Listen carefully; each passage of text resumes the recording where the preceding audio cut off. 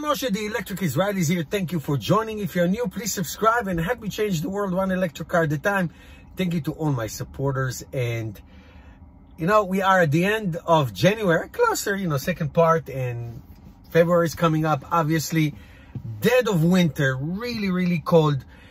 And I want to make this video for you, get these questions. And there's a lot of videos out there in terms of winter range in electric cars. And I had owned several of them, Tesla and Nissan Leaf and Chevy Volt and all, and actually Ford Fusion plug-in, 15 miles rated range. I was so excited.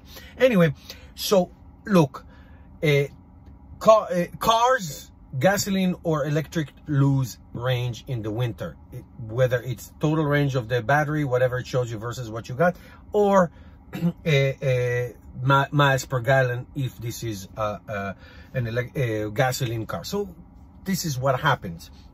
So if you live in the northeast part of the United States, Canada, Northern Europe, things like that, this stuff. This is what happens.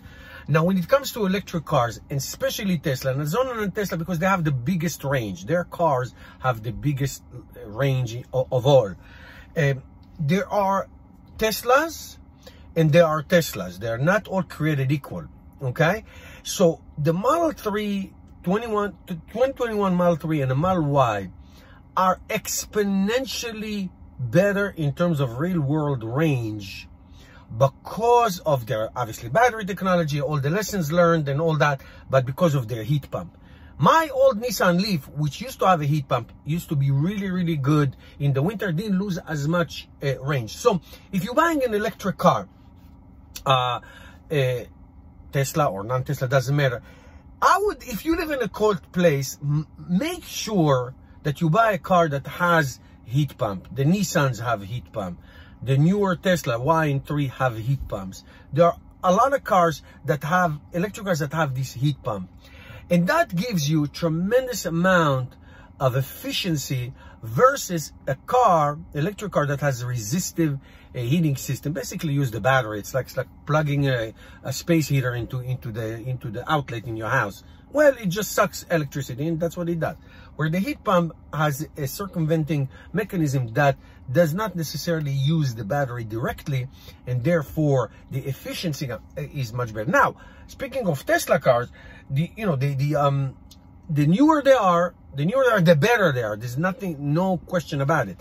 But there's one thing about the Tesla car that is advantage, whether it has a heat pump or doesn't. The batteries are big. So I'm here in my Tesla Model 3. This is 2018. This car will lose in the winter between 20 to 50% of its range, depending on the temperature. And I'm talking about, let's say, 32 degrees to 20 degrees, which is 0 Celsius to -10, -15. That's how, -20. That's how much range this car will lose in extreme weather.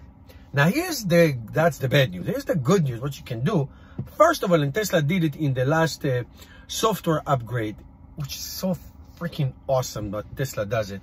Now, on a winter day, you can precondition your car. You can put it in your schedule. There is a way to schedule your Tesla to warm up at the same time, the same hour, weekdays or all week long if you'd like, and it will warm up the cabin and the battery.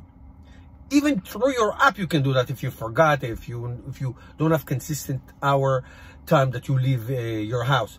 So it's awesome. I do it all the time. Not only the car is warm, but the battery is warm. Then your regenerative braking is optimal. So that's number one. So you do that, your range will increase because everything is now preconditioned. Now, if you can do it while your car is plugged in, even better. Even better. You're not going to use the battery per se without being plugged in. Second of all, because Tesla cars are the batteries are so large, so my 2018 Model 3, which has maximum range of 325 rated range, you never get that, but that's okay.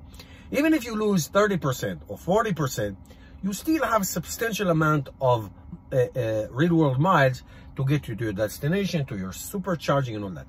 Now take that and compound it with the Tesla Model 3 2021 version and the Model Y, which has the heat pump.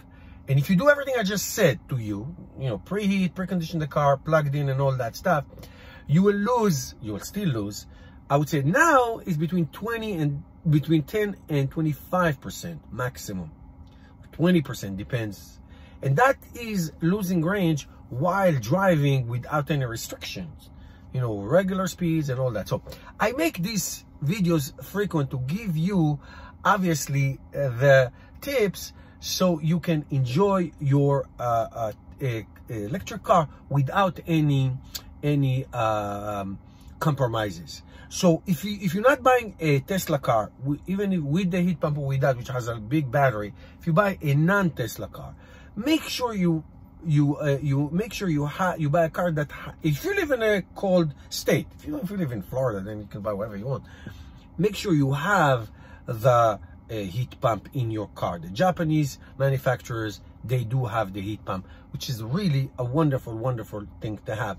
So know that the Teslas that do not have the heat pump will lose this much range, 20 to 50%, depending on the weather condition.